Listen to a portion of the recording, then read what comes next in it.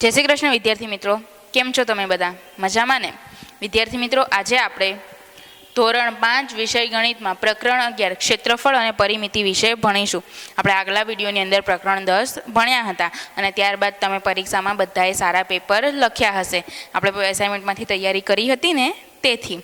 हवे जोईए page number 146 परथी आपणे प्रकरण 11 भणवानी शरूआत करीए।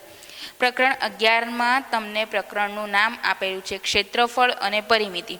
आ बंने शब्दों विषे पहेला आपणे थोड़ुंक समजीए। क्षेत्रफल एटले कोईपण वस्तु तमने जे आपेली छे एनुं अंदरनी बाजुनुं माप। एटले धारो के तमने कोई चोरस आपेलो छे तो ए चोरसनी अंदरनी बाजु केटलुं माप छे एने क्षेत्रफल कहेवाय। અને ત્યાર પછી આપણને બીજો શબ્દ આપેલો છે પરિમિતિ। તો વિદ્યાર્થી મિત્રો, પરિમિતિ એટલે તમને જે પણ આકાર આપેલો છે એ આકારની બધી બાજુના માપના સરવાળાને પરિમિતિ કહેવાય છે। આપણે પરિમિતિ વિશે આગળના ધોરણની અંદર ભણી ગયા છીએ અને ક્ષેત્રફળ વિશે પણ આપણે આગળના ધોરણની અંદર ભણી ગયા છીએ કે આપણે અમુક આકારો આપણને આપેલા હતા, એ આકારોના માપને આપણે સરવાળો કરીને અને ગુણાકાર કરીને શોધ્યો હતો। હવે આપણે આની અંદર એ જ આકારો આપણે અનિયમિત ભણ્યા હતા। હવે આપણે નિયમિત આકારો એટલે કે ગોળ, ચોરસ, લંબચોરસ કે ત્રિકોણ એવા આકારોના ક્ષેત્રફળ અને પરિમિતિ ભણવાના છે। આપણને પેજ નંબર 146 પર આપેલું છે કે કોનો ટુકડો મોટો છે। તમારે બધાય વિદ્યાર્થી મિત્રો પુસ્તક સાથે લઈને બેસવાનું છે। જો તમે પુસ્તક લઈને એમ નહીં બેસો તો તમને કંઈ જ ખબર પડશે નહીં, એટલે ચોપડી સાથે રાખજો। તમને એવું કહ્યું છે કે કોનો ટુકડો મોટો છે। હવે શેનો ટુકડો છે એ જોઈએ તો પાર્થ અને ગિની એક દુકાનમાંથી આમ પાપડ એટલે કે કેરીનો સુકાયેલો પાપડ ખરીદે છે। પાર્થ નામનો એક છોકરો છે અને ગિની નામની એક છોકરી છે। તમે તમારા પુસ્તકમાં જોઈ શકો છો કે બંને જણા દુકાનમાંથી આમ પાપડનો એટલે કે કેરીનો જે સુકાયેલો પાપડ છે એનો એક એક ટુકડો ખરીદે છે। હવે એ બંનેના ટુકડાઓ આ પ્રમાણે દેખાઈ રહ્યા છે। તમને પુસ્તકની અંદર ટુકડા દેખાતા હશે, તમે અહીંયા પણ જોઈ શકો છો। ટુકડો એ અને ટુકડો બી, આ બંને ટુકડા તમારા પુસ્તકની અંદર આપેલા છે। હવે આપણને આગળ શું કહ્યું છે કે કોનો ટુકડો મોટો છે તે બેમાંથી એક પણ સમજી શકતા ન હતા। હવે પાર્થ અને ગિની બંને જણા મૂંઝવાઈ જાય છે। એ બંને એવું વિચારે છે કે ટુકડો એ કે ટુકડો બી, કયો ટુકડો મોટો છે એ બંનેને ખબર પડી રહી નથી। તો બંને શું કરે છે, કોનો ટુકડો મોટો છે તે શોધવા માટે કેટલીક રીતો સૂચવો અને તે અંગે ચર્ચા કરો। તો આપણે શું કરવાનું છે, એ બંનેમાંથી કોનો ટુકડો મોટો છે એ ટુકડો શોધવા માટે, મોટો ટુકડો શોધવા માટે આપણે એની અલગ અલગ રીતો વિશે ચર્ચા કરવાની છે। હવે એ બંને જણા શું કરે છે તો પાર્થ અને ગિનીના એક મિત્રએ નાના ચોરસનો ઉપયોગ કરવા માટે સૂચવ્યું। પાર્થ અને ગિની જે છે એ બંનેનો એક મિત્ર છે અને એણે એવું કહ્યું કે તમે નાના નાના ચોરસના ઉપયોગથી પણ આ ટુકડામાંથી કયો ટુકડો મોટો છે એ શોધી શકો છો। હવે આપણને નીચે શું કહ્યું છે, ટુકડો એ આપેલો હતો, પછી ટુકડો બી। હવે ટુકડા એમાં આડું માપ આપણને 6 સેમી આપેલું છે, ઊભું 5 સેમી છે। ટુકડા બીની અંદર આડું માપ 11 સેમી છે અને ઊભું માપ 3 સેમી છે। હવે નીચે શું કહ્યું છે કે ટુકડા એની લંબાઈ 6 સેમી છે, એટલે કે આ જે ટુકડો એ છે વિદ્યાર્થી મિત્રો એની લંબાઈ 6 સેમી આપણને આપેલી છે પુસ્તકમાં। તેથી શું કહ્યું છે કે આથી બાજુનું માપ 1 સેમી હોય તેવા 6 ચોરસ તેની લંબાઈ પર ગોઠવી શકાય।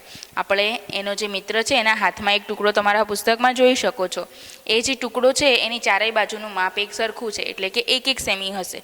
તો જે ચોરસ ટુકડાનું માપ 1 સેમી હોય તેવા તમે 6 ચોરસ ટુકડા આ લંબાઈ પર ગોઠવી શકો, એટલે કે અહીંયા। તો અહીંયા આપણે 6 ચોરસ મૂકી શકીએ। તો 1 2 3 4 5 અને 6 આમ આપણે 6 ચોરસ ટુકડા અહીંયા મૂકી શકીએ છીએ એની લંબાઈ પર। હવે આગળ શું કહ્યું છે, ટુકડા એની પહોળાઈ 5 સેમી છે, એટલે કે આ માપ 5 સેમી છે। તો અહીંયા આપણે બાજુનું માપ 1 સેમી હોય તેવા 5 ચોરસ તેની પહોળાઈ પર ગોઠવી શકીએ છીએ, એટલે કે આડી 5 લાઈનો 1 2 3 4 અને 5 આ મેં એમને માપ લઈને દોર્યું છે, 1 સેમી માપ નથી બોર્ડ પર. તમારા પુસ્તકની અંદર તમે આવી રીતે લીટી દોરીને જોઈ શકો છો, અથવા તો તમને સામેના પેજ ઉપર લીટી દોરીને આપેલું છે, પરંતુ એમાં કેટલી ફક્ત ચોરસ ટુકડા મૂકેલા છે. તેથી ત્યાં અહીંયા 6 ચોરસ આ લાઈનના અને પછી અહીંયા 5 ચોરસ એટલે કે આ લાઈનના, આ બે જ લાઈનના ચોરસ ફક્ત આપેલા છે. આટલામાં ચોરસ ટુકડા મૂકેલા છે. હવે આપણને આગળ શું કહ્યું છે પેજ નંબર 147 પર કે બંને સાથે મળીને કુલ કેટલા ચોરસ ટુકડા આપણે એ ટુકડા પર ગોઠવી શકીએ. એટલે કે આ જે ચોરસ આખો ટુકડો છે, ટુકડો એ એની ઉપર તમે કેટલા ચોરસ ટુકડા ગોઠવી શકો. તો વિદ્યાર્થી મિત્રો આપણે આ બધા ચોરસને ગણીએ તો 6, 6, 6, 6 અને 6, પછી ઊભા 5, 5, 5, 5, 5 અને 5. તો તમે ગણો તો કેટલા ટુકડા થાય કુલ? તો 1, 2, 3, 4, 5, 6, 7, 8, 9, 10, 11, 12, 13, 14, 15, 16, 17, 18, 19, 20, 21, 22, 23, 24, 26, 27, 28, 29 અને 30. કુલ 30 ચોરસ એની ઉપર સમાય. તો ત્યાં સવાલ પૂછેલો હતો કે બંને સાથે મળીને કુલ કેટલા ચોરસ ટુકડા એ પર ગોઠવી શકાય. તો કુલ 30 ચોરસ તમે ટુકડા એ પર ગોઠવી શકો છો. ત્યાર પછી તમને આગળ કહ્યું છે આથી ટુકડા એનું ક્ષેત્રફળ બરાબર ખાલી જગ્યા ચોરસ સેમી. તો વિદ્યાર્થી મિત્રો જેટલા ચોરસ સમાય એટલું જ એનું ક્ષેત્રફળ કહેવાય. તેથી અહીંયા લખાશે 30 ચોરસ સેમી. હવે આપણને એક કાગડો શું કહે છે કે દરેકને ગણવું તે મૂર્ખામી ભરેલું છે. હવે એ કાગડો શું કહે છે કે તમે જે આ બધા ચોરસ ગણ્યા એ મૂર્ખામી ભરેલું કામ કર્યું છે. તમે ગુણાકાર કરીને પણ આ જવાબ લાવી શકો છો. કઈ રીતે? તો આપણે જોઈએ. હવે એની માટે આપણને નીચે સવાલ આપેલો છે કે આ જ રીતે ટુકડા બેનું ક્ષેત્રફળ શોધો. તો વિદ્યાર્થી મિત્રો આપણે ટુકડા બેનું ક્ષેત્રફળ કઈ રીતે શોધીશું? તો એની માટે આપણે આ જેમ ચોરસ ગણ્યા એવી રીતે આમાં ચોરસ લાઈન કરીને ગણીશું નહીં, પરંતુ આપણે ગુણાકાર કરીશું. કઈ રીતે? તો અહીંયા આની લંબાઈ કેટલી છે? 11 સેમી અને પહોળાઈ 3 સેમી. આપણે જોઈએ અહીંયા સામે આપણને સવાલ આપેલો છે કે ટુકડા બેનું ક્ષેત્રફળ શોધો. ત્યાં આપણે લખીશું બરાબર કરીને 11 સેમી એટલે કે લંબાઈ ગુણ્યા પહોળાઈ એટલે કે 3 સેમી બરાબર 11 તરી 33, 33 ચોરસ સેમી. હવે વિદ્યાર્થી મિત્રો આપણે આગળના ધોરણમાં જ ભણી ગયા હતા કે ચોરસ સેમીને ફક્ત ચો સેમી પણ લખી શકાય. તો અહીંયા જવાબ શું આવશે? ટુકડા બેનું ક્ષેત્રફળ શોધો. તો ટુકડા બેનું ક્ષેત્રફળ 33 ચોરસ સેમી છે. અહીંયા તમે જોયું. ત્યાર પછી આગળ શું કહ્યું છે કે કયો ટુકડો મોટો છે અને કેટલો મોટો છે? તો વિદ્યાર્થી મિત્રો ટુકડા એનું ક્ષેત્રફળ કેટલું થયું હતું? અહીંયા 30 ચોરસ એટલે કે 30 ચોરસ સેમી. અને ટુકડા બેનું ક્ષેત્રફળ કેટલું થયું? 33 ચોરસ સેમી. હવે આપણે આ બંને ટુકડાઓનું જે ક્ષેત્રફળ છે એની બાદબાકી કરીશું તો આપણને જવાબ મળી જશે. પહેલો સવાલ પૂછ્યો છે કે કયો ટુકડો મોટો છે? તો વિદ્યાર્થી મિત્રો કયો ટુકડો બંનેમાંથી મોટો લાગે છે તમને?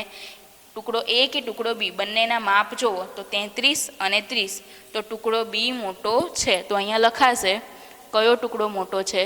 તો ટુકડો બી મોટો છે. ત્યાર પછી તમને આગળ પૂછેલું છે કે કેટલો મોટો છે? તો આપણે બરાબર કરીને ટુકડો બી માઇનસ ટુકડો એ એટલે કે એમાંથી બીનું માપ, બીમાંથી એનું માપ બાદ કરીશું આપણે. હવે 33 ઓછા 30 તો જવાબ આવશે 3 ચોરસ સેમી. તો વિદ્યાર્થી મિત્રો ટુકડો બી 3 ચોરસ સેમી ટુકડા એ કરતાં મોટો છે. હવે જોઈએ ત્યાર પછી આગળ આપણને શું આપેલું છે કે ટપાલ ટિકિટ વડે ઢાંકો. ટપાલની જે ટિકિટ આવે છે એ ટિકિટ વડે આપણે અહીંયા ઢાંકવાનું છે. શેને ઢાંકવાનું છે? તો જોઈએ. તમારા પુસ્તકની અંદર જોજો તો ખબર પડશે કે અહીંયા આપણને જે ટિકિટ આપેલી છે એ ટપાલ ટિકિટનું ક્ષેત્રફળ 4 ચોરસ સેમી છે. અંદાજ લગાવો કે નીચેનું જે લંબચોરસ છે એ લંબચોરસને ઢાંકવા માટે તમારે કેટલી ટપાલ ટિકિટની જરૂર પડશે. વિદ્યાર્થી મિત્રો, આ તમારે અંદાજો લગાવવાનો છે કે કેટલી ટપાલ ટિકિટની જરૂર પડશે. એની ઉપર તમે ગણતરી કરશો તો તમને ખબર પડશે. હવે જોઈએ પાછળના પેજ ઉપર 148 નંબરના પેજ પર તમને શું કહ્યું છે કે તમારું અનુમાન ચકાસો. હવે તમે જે અનુમાન કર્યું છે અનુમાન આપણે ચકાસવાનું છે. એની માટે આપણને અમુક સવાલ આપેલા છે. હવે એમાં પહેલો સવાલ છે એ, પીળા રંગના લંબચોરસની બાજુઓને માપો. પીળા રંગનું જે લંબચોરસ હતું વિદ્યાર્થી મિત્રો, એની જે બાજુઓ છે ચારેય, એ ચારે ચાર બાજુઓને માપો. અને પછી એમાં શું કહ્યું છે કે તે ખાલી જગ્યા સેમી લાંબી છે. લાંબી એટલે કે તેની લંબાઈ કેટલી થશે? તો વિદ્યાર્થી મિત્રો, તમે સ્કેલથી તમારા પુસ્તકની અંદર એની લંબાઈ માપો. કેટલી થાય છે જુઓ તો. કેટલી થાય છે? 14 સેમી. સારું, આપણે ત્યાં લખીએ જવાબ એમાં 14 સેમી. 14 સેમી. હવે પછી બી. હવે જોઈએ બીનો સવાલ શું પૂછેલો છે, તેની લંબાઈ પર કેટલી ટિકિટ ગોઠવી શકાય. તો વિદ્યાર્થી મિત્રો, તમે જે લંબાઈ માપી એ લંબાઈની અંદર એ ટિકિટનું, ચોરસ ટિકિટનું ક્ષેત્રફળ આપેલું હતું, એના આધારે આપણે લંબાઈ શોધી શકીએ છીએ. અથવા તો ટપાલ ટિકિટ માપ્યા પછી એમાં જે માપ છે એની ગણતરી કરો તો તમે લંબચોરસની ગણતરી જે માપી છે એમાં તમને ખબર છે અથવા તો ખબર પડી જ જશે કે ભાઈ એનું માપ 2 સેમી થાય છે. તો 2 સેમીમાં એક ટિકિટ સમાય છે. તો 14 સેમીમાં કેટલી સમાશે? તો આપણે 2નો ઘડિયો બોલવાનો, 14 આવે ત્યાં સુધી. 2 એકા 2, 2 દુ 4, 2 તરી 6, 2 ચોક 8, 2 પંચા 10, 2 છંગ 12 અને 2 સીતા 14. આ ખબર કઈ રીતે પડે? તો આપણે જે લંબચોરસ છે એનું માપ 14 સેમી છે, તેથી આડી 7 ટિકિટો ત્યાં સમાશે. તેની લંબાઈ પર કેટલી ટિકિટ ગોઠવી શકાય? તો તેની લંબાઈ પર આપણે 7 ટિકિટ ગોઠવી શકીએ. અહીંયા લખાશે 7 ટિકિટ. તમારે અનુમાન કરવાનું હતું અને ચકાસવાનું હતું, તેથી મેં અહીંયા દાખલો ગણાવ્યો નથી. હવે જોઈએ સી, લંબચોરસની પહોળાઈ કેટલી છે. તો વિદ્યાર્થી મિત્રો, આગળ જે તમને લંબચોરસ આપેલું છે પીળા રંગનું, એની પહોળાઈ માપો. તમે જેવી રીતે લંબાઈ માપી એવી જ રીતે ઊભું માપ જે પહોળાઈ છે એ માપો. તો કેટલા સેમી થાય છે? બરાબર, કેટલું થાય છે? 8 સેમી. તો ત્યાં આપણે લખીશું 8 સેમી. હવે ત્યાર પછી કહ્યું છે ડીમાં સવાલ આપેલો છે કે તેની પહોળાઈ પર કેટલી ટિકિટ ગોઠવી શકાય. તો વિદ્યાર્થી મિત્રો, ચોરસ છે એટલે આપણને ખબર જ છે કે ચોરસની બધી બાજુના માપ સરખા હોય. તો આપણે જ્યારે આ દાખલો ગણ્યો એટલે કે બીની ગણતરી કરી ત્યારે જ આપણે જોયું હતું કે એનું માપ 2 સેમી હતું, તો એ ઊભું પણ એટલું જ થશે. તો 2 સેમી. હવે 8 સેમી ઉપર 2 સેમીની કેટલી ટિકિટ મૂકી શકાય? તો 2 એકા 2, 2 દુ 4, 2 તરી 6 અને 2 ચોક 8. એટલે કે ત્યાં આપણે પહોળાઈમાં 4 ટિકિટ મૂકી શકીએ. D, 4 ticket. હવે ત્યાર પછી શું કહ્યું છે કે આ લંબચોરસને સંપૂર્ણ ઢાંકવા માટે કેટલી ટિકિટની જરૂર પડે. તો વિદ્યાર્થી મિત્રો, તમારે શું કરવાનું, ત્યાં તમને જેટલા માપનું ચોરસ આપેલું છે, ટિકિટ આપેલી છે, એટલા માપનું તમે ચોરસ કાપી શકો છો પુસ્તકમાંથી વારાફરતી નાના નાના, અને એના આધારે પછી તમે એવી જ રીતે ચોરસ ત્યાં કરી શકો છો. અથવા તો તમે આમાં જેમ આપણે ખાના દોર્યા એવી જ રીતે આડું અને ઊભું માપ લઈને ખાના પણ દોરી શકો છો. આમાં આપણે 1 સેમીનો ચોરસ લીધો હતો, અહીંયા આપણે ટિકિટનું જે માપ છે એના આધારે માપ લેવાનું છે. હવે આ આખા લંબચોરસને ઢાંકવા માટે કેટલી ટિકિટની જરૂર પડે? તો એ માટે આપણે શું ગણતરી કરીશું? અહીંયા જેવી રીતના આપણે ગુણાકાર કર્યો એવી જ રીતે 7 ટિકિટ અને 4 ટિકિટનો. જોઈએ અહીંયા ડી પછી ઈ, બરાબર 7 ટિકિટ ગુણ્યા 4 ટિકિટ. 7 ચોક 28, એટલે કે ત્યાં 28 ટિકિટની જરૂર પડશે. ઈ પછી એફ. હવે જોઈએ એફમાં આપણને શું સવાલ આપેલો છે કે તમારું અગાઉનું અનુમાન કેટલું યોગ્ય હતું તે અંગે ચર્ચા કરો. તો વિદ્યાર્થી મિત્રો, તમે બધાએ અલગ અલગ અનુમાન કર્યું હશે, તેથી તમારું અનુમાન મને ખબર નહીં એટલે આપણે એફનો જવાબ લખી શકીશું નહીં બોર્ડ ઉપર. હવે જી આપેલું છે કે લંબચોરસનું ક્ષેત્રફળ કેટલું થાય ખાલી જગ્યા ચોરસ સેમી. તો વિદ્યાર્થી મિત્રો, અહીંયા જેવી રીતે 30 ચોરસ હતા તો 30 ચોરસ સેમી લખ્યા. હવે અહીંયા 28 ટિકિટ છે, એના આધારે આપણે એનું ક્ષેત્રફળ શોધવાનું છે. હવે ક્ષેત્રફળ શોધવા માટે આપણે લંબચોરસનું માપ લેવું પડશે. તો લંબચોરસનું માપ જે તમે આગળ લીધું ને એ જ 14 સેમી અને 8 સેમી આ બંનેનો ગુણાકાર. જીમાં લખીએ અહીંયા જી, અહીંયા બરાબર 14 સેમી ગુણ્યા 8 સેમી. 14 અને 8નો ગુણાકાર. ઘડિયો આવડતો હોય તો ઘડિયો પણ લખી શકો છો અને બોલી શકો છો, અથવા તો ગુણાકાર કરીને પણ. હું અહીંયા ગુણાકાર કરીને બતાવું છું, કદાચ કોઈને ખબર ના પડતી હોય તો તમને બે જે સંખ્યાઓ આપેલું એનો ગુણાકાર કરવાનો. 8 એક 8, 8 દુ 16, 8 તરી 24 ને 8 ચોક 32. 32નો બગડો વધી પડી 3. 8 એક 8, 8 ને 3 9, 10 અને 11, એટલે કે 112 ચોરસ સેમી. આ શું થશે વિદ્યાર્થી મિત્રો? 112 ચોરસ સેમી. શું થશે? 112 ચોરસ સેમી થશે પીળા કલરના લંબચોરસનું ક્ષેત્રફળ. આપણે અહીંયા લખી શકીએ 112 ચોરસ સેમી. તમને ત્યાં ચોરસ સેમી આપેલું જ છે.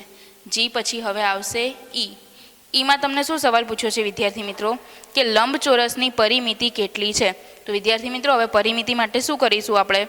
તો લંબચોરસની પરિમિતિ માટે આ જે માપ આપેલા છે એનો સરવાળો કરશું. આ પણ આપણે આગળના ધોરણમાં ભણી ગયા છીએ કે તમને જેટલી બાજુઓ આપેલી છે એ બધા માપનો સરવાળો કરો.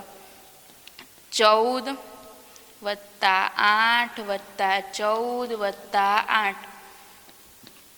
14 ને 14, 14 દુ 28 વત્તા 8 ને 8 16. હવે 28 અને 16નો 8 9 10 11 12 13 અને 14, 14નો ચોગડો વધી પડી 1, 1 ને 1 2, 2 ને 2 4, એટલે કે 44 સેમી. તો એની પરિમિતિ કેટલી થશે? 44 સેમી. આ પીળા રંગના લંબચોરસની પરિમિતિ થઈ. વિદ્યાર્થી મિત્રો ત્યાર પછી હવે આપણને આપેલો છે પેજ નંબર 148 પર મહાવરો. એ અરબાઝ તેના રસોડાના ભોંય તળિયે લીલા રંગની ચોરસ લાદીઓ બેસાડવા ઈચ્છે છે.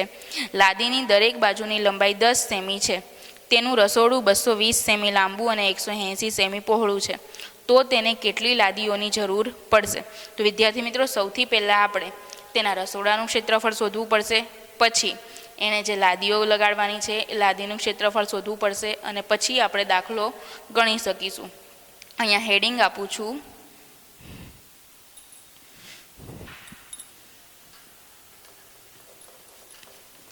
મહાવરો. એ સૌથી પહેલાં લાદી છે તો આપણે લાદીનું ક્ષેત્રફળ શોધીએ. લાદીનું ક્ષેત્રફળ બરાબર લંબાઈ ગુણ્યા લંબાઈ, અથવા લ ગુણ્યા લ, એટલે 10 સેમી આપેલું છે તો 10 ગુણ્યા 10 બરાબર 10 દાન 100, એટલે કે 100 ચોરસ સેમી. હવે ત્યાર પછી આપણને આપેલું છે તેનું રસોડું. તો રસોડાની લંબાઈ છે વિદ્યાર્થી મિત્રો 220 સેમી અને 180 સેમી પહોળાઈ છે. તો અહીંયા લખીએ રસોડાનું ક્ષેત્રફળ બરાબર લંબાઈ ગુણ્યા પહોળાઈ. લંબાઈ છે 220 સેમી એટલે કે 220, અને પહોળાઈ છે 180 સેમી એટલે 180. હવે અહીંયા આ બંનેનો ગુણાકાર કરવાનો છે. આમાં જેમ કર્યો ને એ જ રીતે મેં અહીંયા જેટલે ગુણાકાર કરાવડાયો છે કે જેથી તમને આગળ મોટી રકમ આવે તો પણ ખબર પડે. 220 ગુણ્યા 180. હવે 1 2 અને 3 એકમ દશક અને 100 3 અંક છે, તેથી અહીંયા 1 અને 2 શૂન્ય મુકાશે. હવે ગુણાકારની બાજુની સંખ્યાથી ગુણાકાર કરીએ તો 1 ને 0 0, 1 દુ દુ, 1 દુ દુ. હવે સરવાળાની નિશાની. હવે 100 પતી ગયા, દશક છે, દશકની ગણતરી કરીશું તો અહીંયા 1 શૂન્ય આવશે.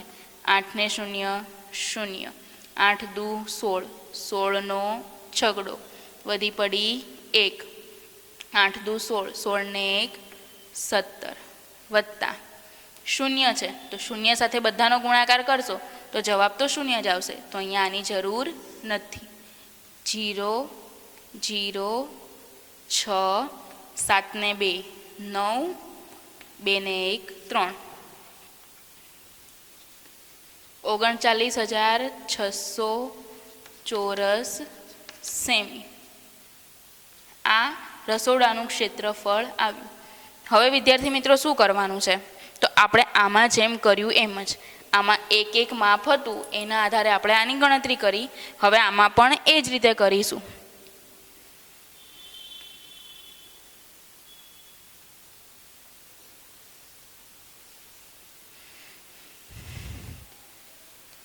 લાદીઓની સંખ્યા એટલે કે ત્યાં કેટલી લાદી વપરાશે તે શોધવા માટે આપણે મોટું ક્ષેત્રફળ રસોડાનું છે તો એને ઉપર લખીશું. એટલે રસોડાનું ક્ષેત્રફળ અને ભાંગ્યા એટલે કે છેદમાં લાદીનું ક્ષેત્રફળ.